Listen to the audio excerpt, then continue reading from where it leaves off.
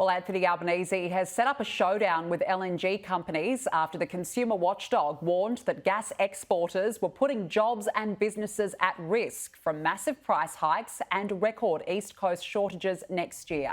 LNG companies are predicted to drive shortages of 10% of domestic demand next year, according to an Australian Competition and Consumer Commission report released today. Joining me now live is the Shadow Treasurer Angus Taylor. Thank you for joining us. This report is clearly of concern. You have previously criticised the government for not getting on the phone to gas companies. Is politely putting the companies on notice going to do anything now, given the circumstances? Well, it did. I wouldn't say it was always polite, Danica. The point is that you've got to ask for the supply to go into the domestic network with the reality that there's a big stick there in the ADGSM that you can use. Now, that's the way it was achieved. We got significant reductions in the gas price on the back of that strategy, and it worked. The flip side of it is that you've got to work with the gas producers to get more supply out.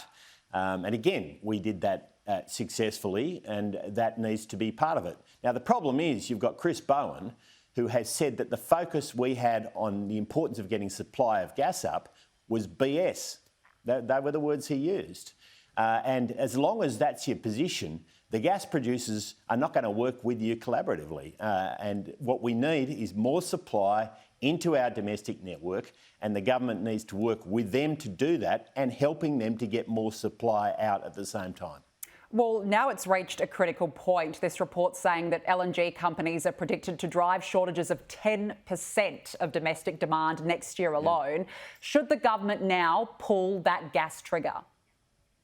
Well, this is for the government. The government needs a plan where it's working with the gas producers with the threat that they will take stronger action if necessary to make sure that more than 50 petajoules goes into the domestic network. I mean, I've said this for a long time, Danica. I've been saying it since the election that this is what needs to happen. It's exactly what we did, and it worked. Please get on with it because it's pretty straightforward. And you know, the important point here, though, is the gas producers will work with you if they know that you're not demonising them. And right now, historically, Chris Bowen has demonised them. It's time to get beyond that and to get to a solution. OK, but just to confirm, would that solution be pulling that gas trigger? Well, the possibility of doing that, the threat of doing that, worked for us.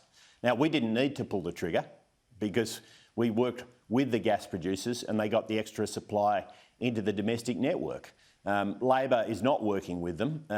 It's not clear to me what their plan is. They need a plan, and the ADGSM will inevitably be part of that because at the very least it's a very strong threat that you can impose to get that supply into the network. All right, let's talk now about the government's proposed climate bill. The opposition will hold its party room meeting on the matter tomorrow to discuss it. Do you personally support the bill? No. I mean, look, it's very clear that our position is that we are opposed to it. We don't believe legislation is necessary to meet climate targets. And the proof is in the pudding here, Danica. We met our Kyoto targets by almost a year's worth of emissions. So we exceeded them by 459 million tonnes, and we did it without legislation. Now, once you impose legislation, you're giving a platform for activists. And we've seen in other countries this kind of legislation has given those activists the opportunity to oppose airport projects, road projects, sensible investments that governments need to do to support the opportunity and aspiration of their people have been opposed by this sort of activism. That's what this kind of law does. It's not necessary and it will do harm. I guess the message was pretty loud and clear from the election result that the general public really do care about climate action. You don't back this legislation. Did you not receive the message from the election? Well, we support climate action, sensible climate action, action that's focused on technology, not taxes, action that delivers outcomes, not just rhetoric. And that's exactly what we have delivered in the past, and it's what we believe in very firmly. You can achieve these outcomes without top-down, heavy-handed legislation, which is what is being proposed here by Labor. So that's very clear. The proof is in the pudding, Danica. That's our position and it will remain our position. Well, Bridget Archer says that she's actually willing to cross the floor on the matter. What does this say if your own colleagues are prepared to go this far when it comes to climate?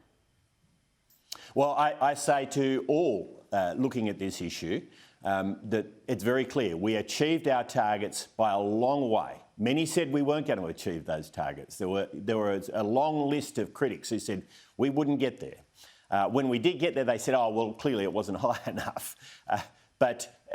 Critics will say those sorts of things. But the reality is we smashed those targets. We met and beat them. We did it without legislation. And the legislation does harm. We've seen it in other countries. That's why it's unnecessary and we will remain opposed to it.